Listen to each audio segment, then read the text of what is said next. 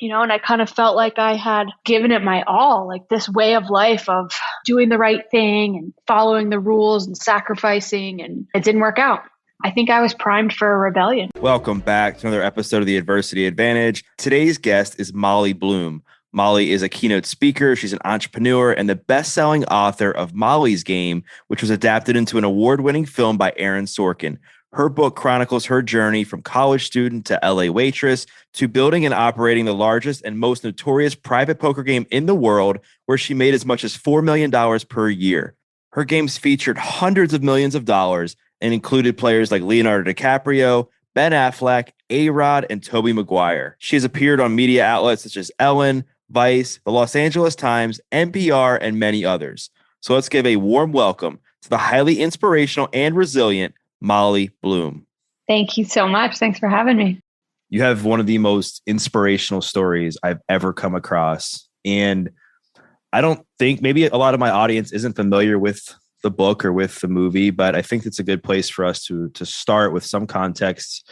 So let's go back to where it all started. Like, how did you go from, you leave Colorado after figuring out skiing wasn't for you, you move to LA, and then you end up running like one of the largest underground poker games ever, where people at one point were losing $100 million a night. There was a $250,000 buy-in. You get raided by the feds. Like, how did that all come together? I was a really focused student and athlete growing up. I grew up in a family of very high achievers, a lot of expectation, and I had Olympic dreams. And I was skiing for the U.S. ski team. I was ranked third overall in North America. I made it to the Olympic qualifier event and I crashed. And it was kind of like, do I have 4 more years in me? I had already had this intense surgery when I was 12 years old where they fused the top 11 vertebrae in my back together and I had 2 metal rods. I just didn't have it in me to do more rehab and rehab the injury. And so reluctantly, I walked away, and I kind of felt like I had given it my all, like this way of life of, doing the right thing and exercising discipline and following the rules and sacrificing. And it didn't work out. I was headed to law school. I had just taken the LSATs and I was a very serious student. And I just decided that I needed a year off. I just needed a break. And the only reason I went to LA is because of the weather. Because as a skier, you're constantly chasing winter. Even during the summers, you're going to the southern hemisphere to, look for snow. So I went to LA and, because when you're young, you're not really like hyper aware of your intentions and where you're at. You're just kind of reacting to life. I think I was primed for a rebellion, and I got to LA and I'd never felt so small or insignificant in my whole life. I was working in clubs and restaurants and getting treated like crap. And one of the jobs I had was working for this real estate development company. And the CEO asked me if I would serve drinks at his poker game. And I went to this poker game and I didn't know what to expect. And it was the who's who of the world sitting around that table. It was A-list actors like Affleck and DiCaprio, but even more interesting than that, it was, these tech CEOs that had huge companies. It was the heads of some of the biggest investment banks in the world, heads of the biggest movie studios, politicians. I was super fascinated. And I also, at the end of the night, because people were tipping in chips, made a lot of money. And I started to observe these games and see how they worked. And I saw the hold that it had on these very powerful people. And I started to sort of put together a plan to start my own company that would produce these events. Somehow that worked. I started my own company and I kind of became the go-to game in that world. And the games were enormous. And I was making millions of dollars, building this incredible network, learning about finance and real estate. I'm investing in stocks. I'm investing in art. Just down the rabbit hole. And that's kind of where it started. And I guess that's the answer to your question. How did I end up there? And it seems to me that a lot of it came down to your identity, where you felt so lost and broken when you got to LA in a way, because you just had this massive, I think, letdown with skiing and then watching your brothers have all this success and the relationship with your dad that I feel like in a way this poker game filled you up in a way that those things couldn't at that time. And it became almost like this addiction in a way, right? Where No question. Instead of wanting to do it because you thought this was like the way out for the rest of your life, you're like, wow, like I see how easy this is. I see all the money. I see the power. I see the greed. But things were going really well for you with this. It's not like it was fully legal until like nearly the end. So like walk me through how things started to unfold. When did things start to get really bad?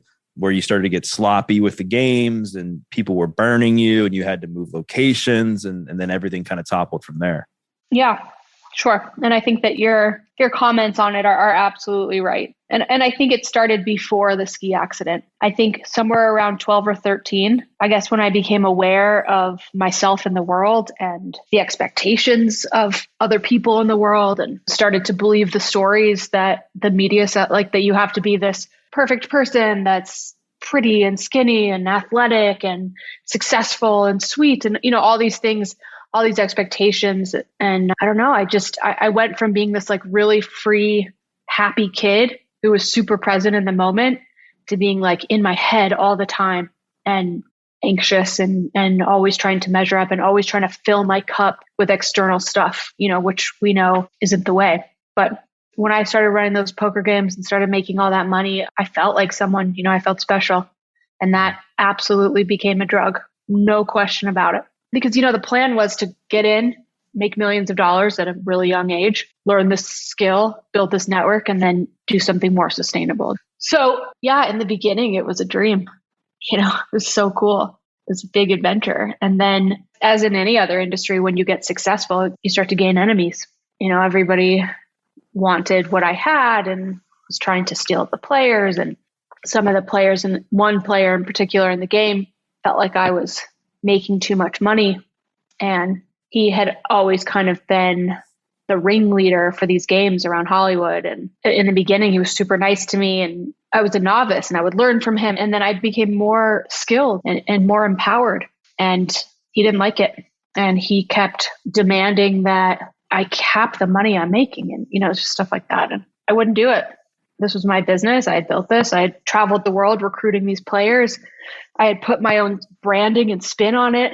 And I just wasn't going to like bow down to some guy just because he was powerful and famous and, you know, wanted to feel like the boss. And I ultimately ended up losing the game in LA. And so, you know, it would have been a great time for the exit strategy that I talked about. I'd done this for 6 years and, you know, it was never the kind of thing that I felt like I could do forever. It was a crazy life. You live at night. You're constantly like collecting money. I mean, it's very high adrenaline. It's very high volatility, but not a sustainable lifestyle whatsoever, right. You know? Yeah. But I was pissed, you know, and I felt like I had something to prove. So I was like, I'm going to build the biggest poker game in the world and then I'll get out. Mm-hmm. But I need to show this asshole that he's, you know, he can't have this power over me. So anyway, you know, because I'm young and still kind of dumb, I'm like, F it, I'm going to build the biggest poker game in the world. I'm going to show them. And, you know, this was an important year in your life. This was 2008. Yeah. You had a lot of stuff going on, but building the biggest poker game in the world on Wall Street in 2008, because the economy had just crashed, you know, it was not the easiest thing to do in the world, but I was just so driven, you know, I was just so driven to not only prove myself, but I was scared, you know, this thing had given me so much identity and so much meaning and it made me feel like somebody special. And for someone who has never felt that, I was willing to do anything to continue living that life. So I went to New York. You know, it was a whole different story than LA. There were all these games and it was darker and more intense and more dangerous. But I ended up recruiting my butt off and figuring out a way to sort of break into this scene that was very well defined, very saturated. Same game runners have been running these games for 20 years. And, you know, I just said to myself, like, you got to find your way in. And so I leveraged my contacts and then also decided that, you know, because so many people were getting stiffed in New York games because the game runners were kind of running this Ponzi scheme where they would only pay you if they got paid, even though they're taking money off the table every hand. I knew I had a solid reputation, and I decided that I would guarantee the games. I'd be the bank so that people could feel safe, because what we know about the customer experience, what we know about human beings is that if you can make them feel safe, if you can give them security, it's such a huge leg up, and particularly when it comes to money. So that was the deal, and ended up building this game. It was a $250,000 buy-in. I talk about it that I saw someone lose $100 million in a night, and that still happens as a runoff from this particular game that I started. People have lost close to $1 billion. And I don't say that with any kind of pride, because now that I have perspective on it, I think that's totally unhealthy and sick. But at the time, in my sort of messed up little world, it was a huge victory. And then I didn't just stop there. I was on it. I was on one. And I was like, no one's going to ever put me out of business again. So I gotta build the smaller games too, and the variants of Texas Hold'em, and I hired so many people. I had so many games going on, and I had so much money on the streets because I was guaranteeing these games, and it was just madness. And I think when you got to New York, things really started to fall apart.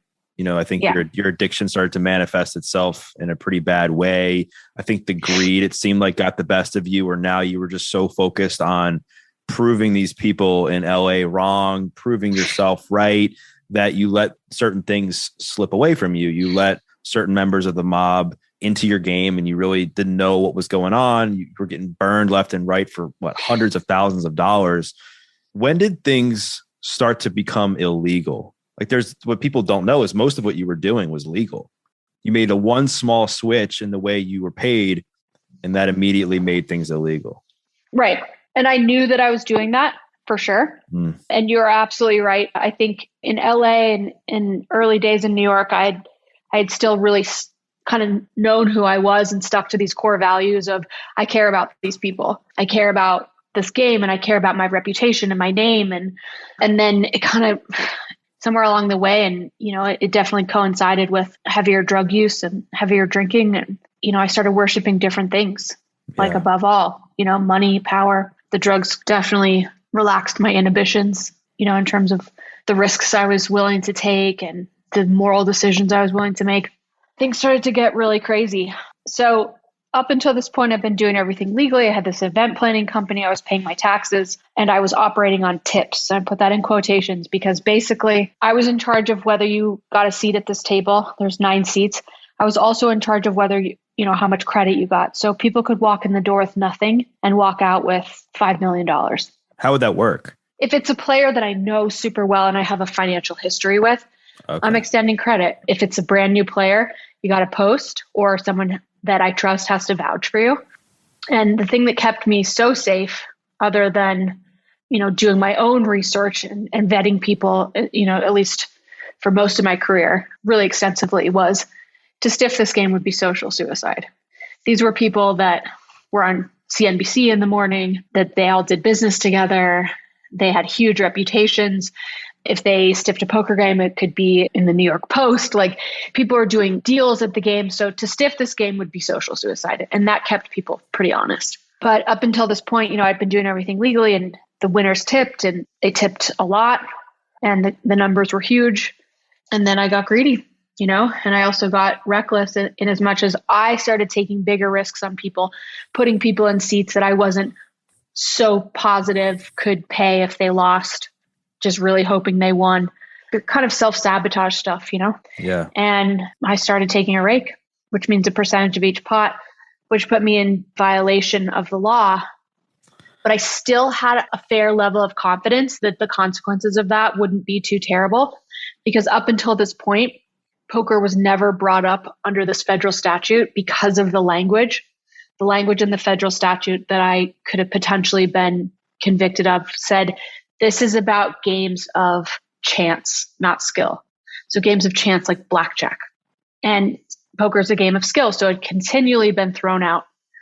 Right before I got in trouble, that decision got challenged. Poker was thrown into that charge, and it was held up. And so now a new precedent exists. So I was taking a rake. I still thought it was probably going to be a misdemeanor. And then it became a felony.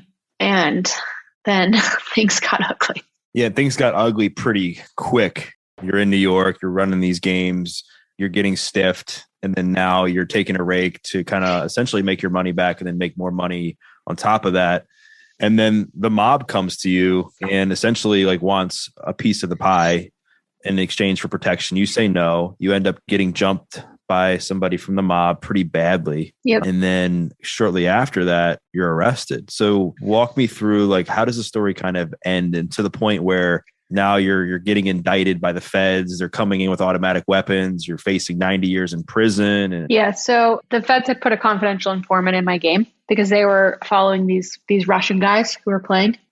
And the Russian guys were on the side running this big insurance auto fraud scheme. And they had alleged ties to the Russian mob. So the feds were really interested in what they were doing. They started hearing about this game, the $100 million losses, et cetera. So they threw a confidential informant in the game. And when I started taking a rake, he, reported that information. And so in 2011, the feds seized all my assets. They didn't arrest me. And they said that we'll let you know if we want to talk to her. And 2 years went by and we hadn't heard anything. And wasn't your bank account like negative $10 million at this point or something? Yeah. Yeah. When they seized my assets, the balance read negative $9,999,099. So, and in this country, your property, unlike your personhood, doesn't have the presumption of innocence. So if you get accused of a crime, you are presumed innocent until proven guilty. Your property does not have that same right. So they can just say, we believe that you've made your money illegally and we're taking it. Now you can sue them, but then you have to go on record kind of talking about your crimes. So it's, if you're right and you weren't making it illegal, then you go on that route. But if you were, then you don't. So anyway, I moved back in with my mom. I got clean. I was living in the mountains of Colorado in this like tiny little town. I didn't have any money. Most of my friends were nowhere to be found. I went to this crappy little rehab in the swamps of Florida. I still thought I was like a big deal. And everyone there was like, we don't know who you are, which is what you need. Right. And then I started trying to put my life back together, and all that took about 2 years. And I finally got a job, moved back to LA. Can I have a fresh start? This was about a week before my 33rd birthday. And I was like, okay, so, I'm back on track again. Had a job. And then 17 FBI agents arrested me in the middle of the night with machine guns and high beam flashlights and the whole 9 yards. And they put this piece of paper in front of me, the United States of America versus Molly Bloom. I was put in jail. And when I got out, my mom had to fly in from Colorado to put up her house to bail me. And when I got out, the press release said I was looking at 90 years in prison. Also, I had a day and a half to get to New York City to go to the arraignment. And it was so sketchy. There were so many Russian mobsters in my case that I'd never even heard of. I was just thrown into this case, this gambling case that cast a really wide net. And so life got real again real fast. Wow. And it's crazy how you were able to persevere from that moment. Like, 'cause if people think about it, just a few years prior, you had a gun in your mouth, you were jumped by the mob. Right. You had pretty much lost this thing that you've spent the last decade building, right? And your whole identity, your whole career, your whole self-image was wrapped up in this thing. And now you're facing 90 years in prison for a crime that I'm sure you knew, like, you really didn't commit. So in a way, as far as what they were trying to tie you into, right? So how did you begin to rebuild your mindset after that moment to continue to fight for your freedom and really not go to prison for the time they were trying to put you away for initially? Yeah, I think I was in survival mode, and that was the fuel, and that was the motivation every day. And then the lawyer that I found to represent me is a really good and decent and impressive human being who kind of reminded me of who and what I wanted to be in the world. Yeah. And he was sort of a great role model and reminder of sort of the ghost of the past of who and what I wanted to be. But, for that year, it was survival mode. I mean, luckily my attorney had a great reputation with the government. He was a former federal prosecutor in Brooklyn who went after the 5 crime families fearlessly, just a decent human being who holds himself to, integrity. And he was really clear with me. We've got to show that you recognize that you have done something wrong and that you have a real commitment turning your life around. So, sort of making sure that we're telling that story and it's backed up by real action was kind of a full-time job for that year, awaiting sentencing. You went to work. You got clean, like you said, for a period of time. You did you got a job. I think you volunteered or something. And then I was working in a clothing factory downtown. Yeah. And then you wrote a book through all this. So what inspired the book? Like, you decided to write a book right before you're getting sentenced, deciding if you're going to get sentenced to prison or not. So, I'd started writing the book before that because look, here you are, you're in your mid-30s, millions of dollars in debt, about to be a convicted felon, social pariah. Tabloids are telling the story, and what they're saying is like this young, country bumpkin girl in a tight skirt served drinks at a poker game. And it's like, look, if you're going to tell the story, tell the story. The poker princess, right? That's what they called you. Yeah, the poker princess. And I knew that I needed a rebrand, and I also needed a solution to this incredibly suffocating financial situation I found myself in. And I needed a job and I needed money and I needed to tell my side of the story. So I really thought, okay, this is a unique story. If I can monetize it properly and get it out there in a big way, it's the only solution I can think of. So I started writing that book, and then I couldn't publish it because I got arrested by the feds, and even at my sentencing, the judge was like very concerned about this book and everyone was concerned about it. And so I kind of thought I wouldn't publish it. And then sentencing happened, and, how do you go into that day? Everyone thought I was going to go to jail, prison. And everyone thought I was going to go to prison, especially because of the numbers, because of how much money I was making.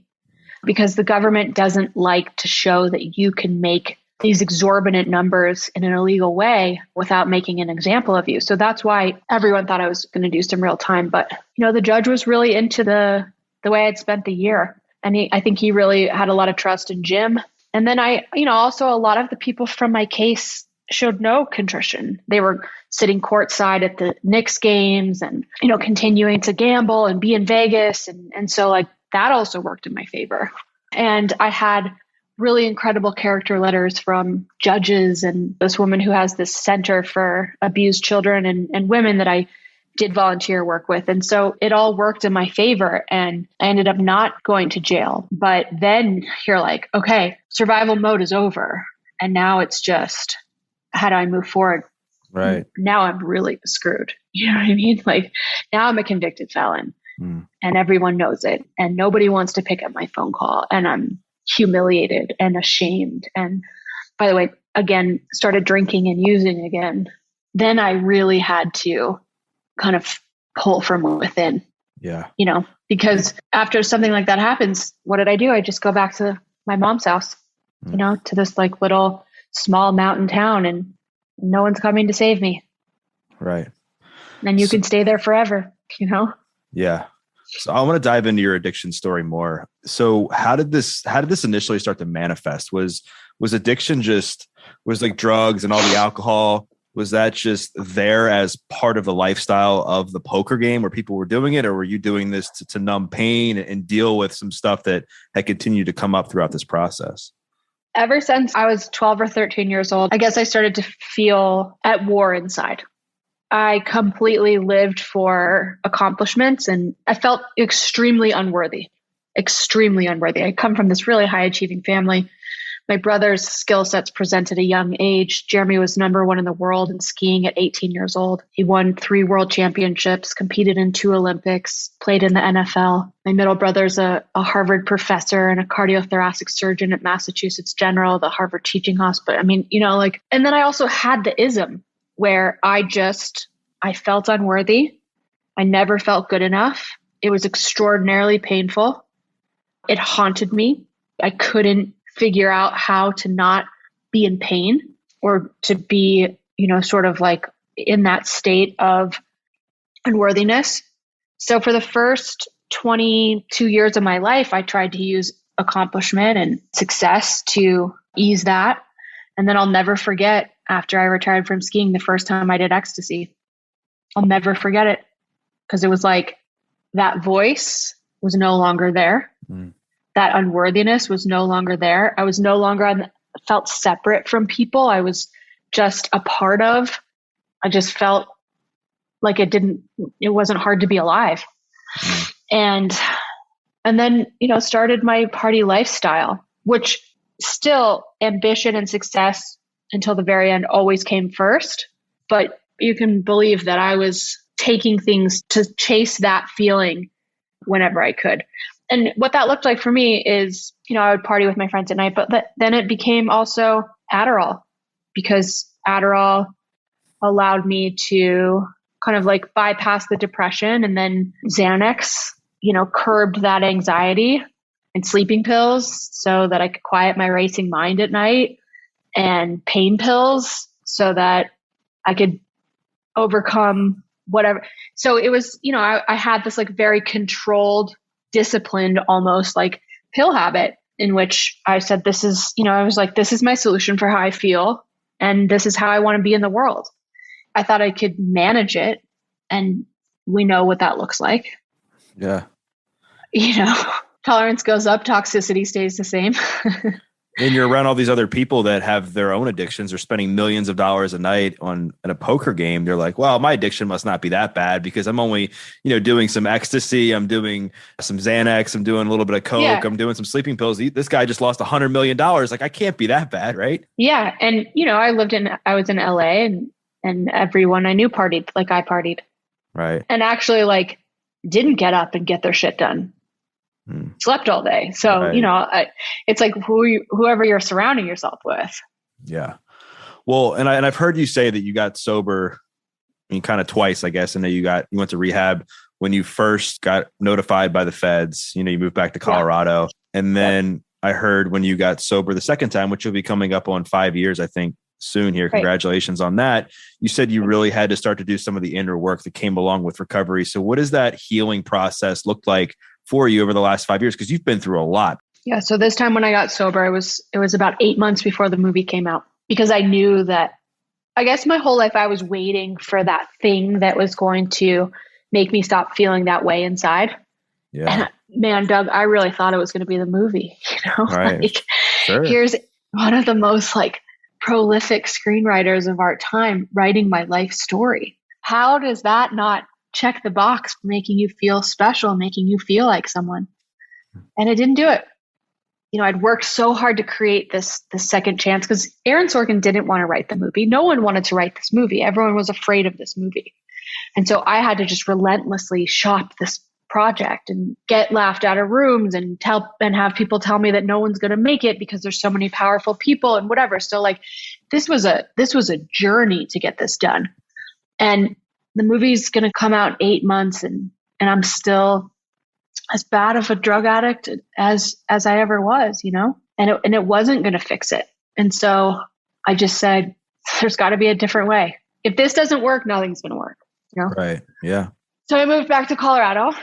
I got sober, and I was always able to do that. I was always able to put down the substance for a while, but then the catastrophe of my personality would always bring me back to the same place.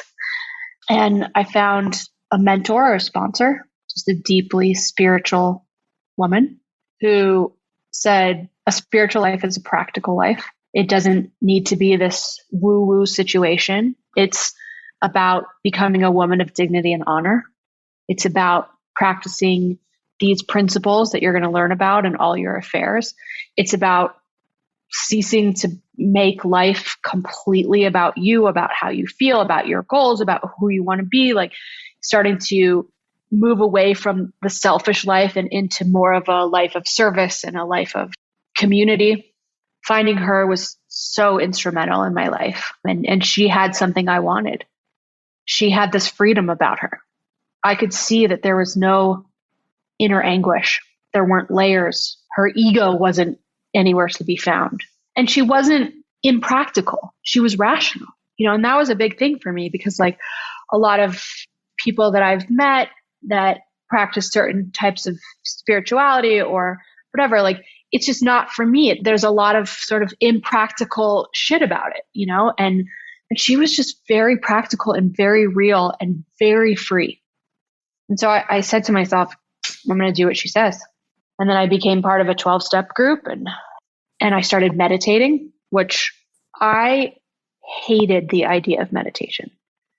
Sitting still, being bored, these things are like death to me, but I kept looking at all this research and all this science behind what meditation can do for someone's brain and how it changes the brain and how it allows you to see the fear and hear the inner critic and feel observe the resentment and observe all this shit and then detach from it and rise above it and focus on, where you want to go. Because as an addict, as an alcoholic, as someone who risked life and limb to feel special, I was completely owned by this dysfunctional thinking and by my emotions. And I needed to not be owned by those things. I needed to be able to start to do work on that. So, with meditation, I sat down the first day for 30 seconds and then built the practice. And then I went through the steps. I looked at my resentments and what my part was in them. I looked at who I'd been in the world, what were all these maladaptive strategies I had adopted to get what I want. And I started to unwind those. I did an amends tour where I, traveled around the country and made apologies to people. And then, I live in the practice, which is continuing to meditate, continuing to try to align myself with something bigger than myself, and continuing every night to look at how I showed up in the world and where I could do better. And then things started to change in a big way. It wasn't like I had to get through life sober somehow. It was like I started to enjoy being in life and want nothing to do with seeking oblivion and seeking numbness. And there have been times in this 5 years that that's not the truth either, but I knew how to deal with it. I went through a crazy infertility struggle where I did 9 consecutive rounds of IVF. There were days where I was not happy to be alive, but I had the tools, Yeah.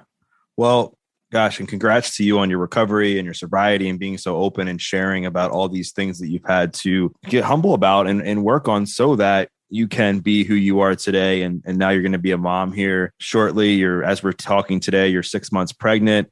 And like you just said, you've battled and persevered through these struggles of getting and maintaining a pregnancy. So I want to talk to you about parenting, because I know I heard you talk about this a few years ago where you had kind of done a lot of thinking about how you're going to raise your kid, being somebody that is so intense. You're so smart and competitive and you just know what you want, but you've also had the experience of having a parent like that in your life. And you saw how in many ways it was detrimental to your upbringing. So like, what thoughts do you have around raising your child that might differ from the way that you were raised growing up? Yeah, I'm obviously thinking about that all the time now. Something that my parents did that I really appreciate is they were willing to not be my friend and to be unpopular in order to prepare me for the world. So there were no screens. There was no like, oh, you can do your homework later. We had to show up. We had to get uncomfortable, whether it was in sports or school or chores or commitments. We were not let off the hook at all. And that I appreciate. My dad always says, like, little kids are just hedonistic creatures and all they want is pleasure and all they want to do is avoid pain. And if you feed into that, then that's who they become as adults and they're not prepared for life. In those ways, I really want to emulate that. I don't want to make it personal though. Instead of like, oh, you didn't go to training today, ... character assassination or whatever, or compare to your brothers or whatever. Like, I want it to be like, oh, you didn't go to training today. Okay, well, I understand that that's a choice you made, but there are consequences and those consequences are happening now. But I love you, that kind of thing. When I was little, I didn't know how to manage the fire inside. And there was no backing down. I got in trouble at home and, at school because I didn't know how to manage my emotions. And when you just punish a kid for that over and over, it doesn't help. What I want to be able to do with my kids is teach them about their emotions, teach them about these tools and these resources we have to use breath to calm down the nervous system, to use meditation to be in observance of the things that are going on and not necessarily get hooked into it, to communicate, to have a forum. And so I think in these ways, like, in some ways, I hope this little girl is nothing like me, but if she is, I think I'll know better how to deal with it. There's some things she could get from me, but I hope she doesn't have that sort of a lot of the things that we've been discussing, Oh, absolutely. And I think managing emotions as a kid is super hard, right? Because they don't have necessarily the tools. It's not taught in school. And then a lot of parents maybe haven't come to terms with how they're managing their own emotions. And then when you grow up in an environment like you did that was super competitive, it was kind of cutthroat in a way where super athletic family, super academic family, and there's no room for error. It's tough. And I know that you lived under this idea of this constructive suffering and that you have to put yourself in hard situations in order to prepare you for life. But I think that can be detrimental too, because our body will always revert back to homeostasis, and that even if there's no pressure, even if there's nothing that's going on that is fearful in our life, we will create that fear based on what we do in other areas of our life. And so with that said,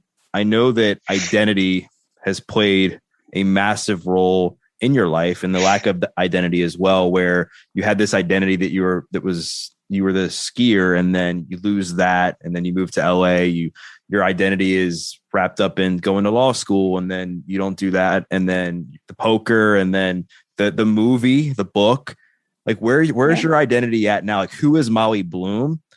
And what do you want to, contribute and give back so that it's something that's healthy, and it's meaningful, and it's not something where you fall back into some of these addictive patterns that you unfortunately fell into in prior years?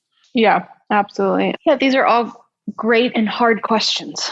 I don't know if I could say who is Molly Bloom. I think we're always changing, but I can tell you that I show up every day and I try to be better. Like that's one thing that the program has taught me, and that has sort of become my new path of achievement. I know that I source my self-esteem so much more inside than outside. I should be more active on social media. I should, for like business stuff, but there's something about it that just doesn't feel authentic to me.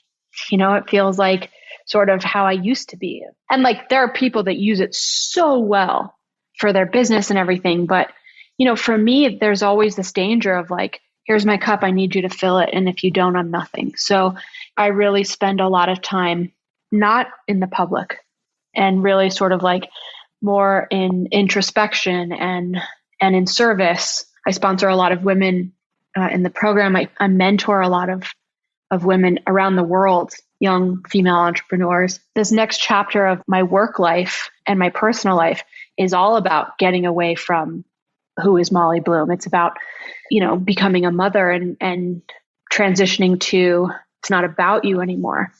This next book that I'm about halfway through, called Powerful, is what I learned about power, true power.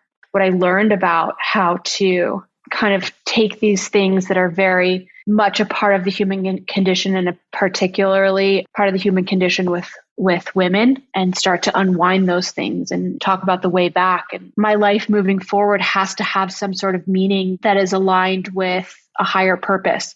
I'm not going to sit here and tell you that I'm no longer ambitious. I'm no longer a materialist, that I no longer want to make money, because none of that would be true. But there has to be an attachment to something that is good and decent and purposeful. And sometimes I slip up, man. When I go to LA and I hang out with my friends, like, I can feel it in me. That part of me is still there. And so I have to cultivate and feed this other part of me, because that's the only time that I've ever felt at peace in the world and happy in the world, is when I started to build this sort of inner power and this purposeful way of living, this practicing principles. Because I'm telling you right now, I got the light in the dark, and I can so easily go down that path. And that's why I say, like, Doug, I really tell you that I wake up every day and I try to do this stuff every day so that I never end up there again, Yeah. And there's a lot of people out there that feel powerless, right now, right? For They feel sure. powerless over their career. They feel powerless over themselves, their emotions, their relationships. So in the last 5 years or so, since you've done so much work on yourself, what have been the biggest things you've done other than the 12-step programs and meditation to help you cultivate that power from within to completely transform your life? I mean, it falls into two categories: work on my mind and work on my behavior. Yeah. And breaking habits and starting to be able to look. We come in with this like stock legacy soft hardware, Right. Yeah. It's still very much sort of a survival mode, like survival mode equipment, right? Very fear-based, very competitive, very nihilistic. And it doesn't so much work for where we live. And so like upgrading the mind, upgrading the emotions, the nervous system, starting to exercise power and agency over your own mind, instead of just being completely identified with whatever is happening here. Starting to take contrary action, and instead of pursuing your own well-being and money and pleasure, starting to make that departure and allocate more bandwidth to being there for other people and being of service and, all these things that I wanted nothing to do with. Right. I was a soloist. I just wanted to win, and that's what mattered to me. And, look where it got me. And another thing is that almost everyone I was surrounded by, even though they were so powerful, right? But look at them. So many of them don't really have any power. Like they can't control their impulses. They blow their lives up because they can't control instincts, right? Like how many powerful people have we seen fall for silly reasons? Yeah. But all these people that I was around that had so much money and so much privilege and everything, so freaking unhappy and so powerless, kind of a slave to their own addictions, their own pleasures. I'm all about true power. That's what changed my life. And true power was like being able to say to those prosecutors who are like, look, play our game, wear a wire, be a confidential informant, and we're going to give you all your money back and you're not going to go to jail. And being able to say, no, that doesn't work for me. Yeah. Like that's true power. Right. It wasn't making millions of dollars and having power over powerful people. I was a fucking mess. I think power is one of those things that can be hyper addictive. And you just want more and more of it the more that you get it, right? And because that type of power. Right. So yeah, but I think the power that's not necessarily unhealthy and addictive in that way is the internal power where you're actually doing things for the right reasons and because you believe in yourself and because you're super comfortable with your own identity and where you're going and you're making contributions to your own life and to others. I mean, that's the power that I think is what's needed in this world. And when you're seeking power from the external and from the world outside of you, that's where it can become so addicting because you become addicted to filling that void inside of you that isn't getting filled. Right.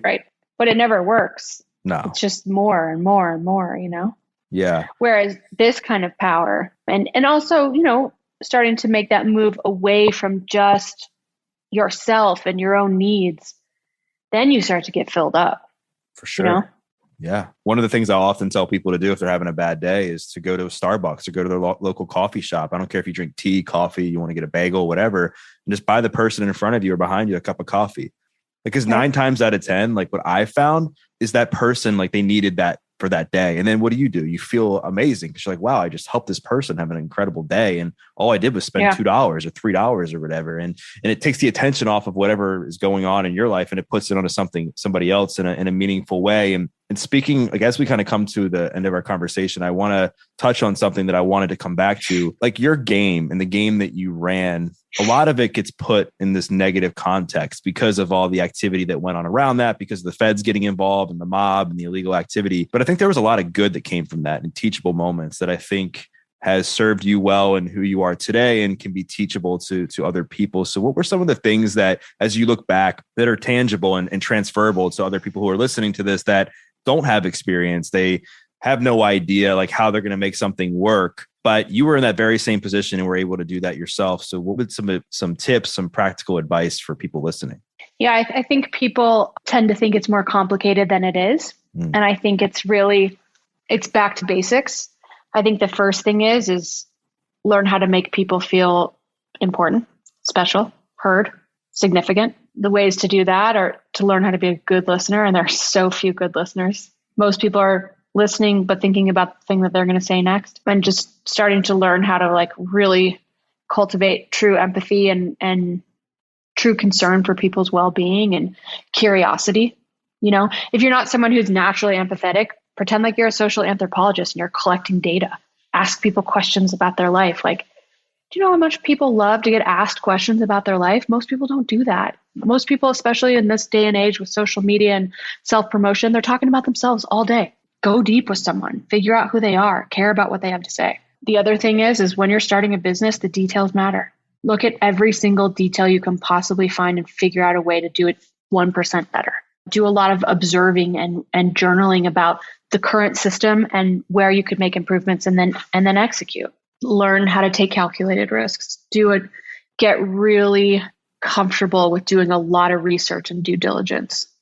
Information is so incredibly powerful. And then forget about whether you're going to fail. Forget about whether it's going to be perfect, and just start to do it. That is how to make it perfect. Prototype 1, prototype 2, prototype 3, prototype. You're probably not going to have a win in prototype 1. Just keep trying things out, and then do this work on yourself so that you can start to quiet the emotional chatting mind and start to hone this focused, rational, composed mind. And meditation is the way for that. That will help you in sales, in marketing, in negotiation, developing a better work ethic. Like, it's just everything. Absolutely. And I think that's all great advice for people, no matter if they're chasing something professionally or personally. It could be a relationship, and like paying attention to the details, being a good listener, making sure that you're doing whatever you can to meet your partner's needs, and also meeting your own needs, and having hard conversations. And obviously, like what you just said, it transfers over into business stuff as well. And I think so many people are going to get a lot of value out of our conversation. I mean, we went deep on a lot of stuff between the famous Molly's Game story, and then your addiction story, parenting. We talked about recovery, we talked about healing, we talked about so much. So if people want to connect with you, maybe they want to buy your book, they want to follow you on Instagram, like where's the best place to do that? Yeah, probably Instagram or Twitter. I'm especially right now, because I've just been so focused on this book and this pregnancy. I'm not super active on Instagram, but if I have an update, that's where it'll be. And I'm Molly Bloom. And then same with Twitter. And yeah, if I have something important to announce or I'm like, wow, I just discovered this strategy for for anxiety or whatever, that's where I'll talk about it. And then look for the book. There's a documentary, and there's a podcast that's coming out, all in the vein of powerful. Wow. So that's where like my thoughts, my experiences, my protocols, the things I've learned and been taught, that's where all those things will exist. Well, I look forward to seeing all that when it comes out. Well, Molly, this has been amazing. Thank you again for coming on. And for those listening, what I encourage you to do, just like with every episode, is to share a takeaway. Maybe it was something that Molly said with her story and getting started with running the underground poker game. Maybe it was something she said about mindset and how she survived after her world, crumbled before her eyes. Maybe it was something that she said about parenting, healing, recovery, whatever it was. Tag myself and tag Molly, because we'd love to hear your feedback. And we once again thank you for listening to this episode of The Adversity Advantage. I'm your host, Doug Bobst. We'll see you next time.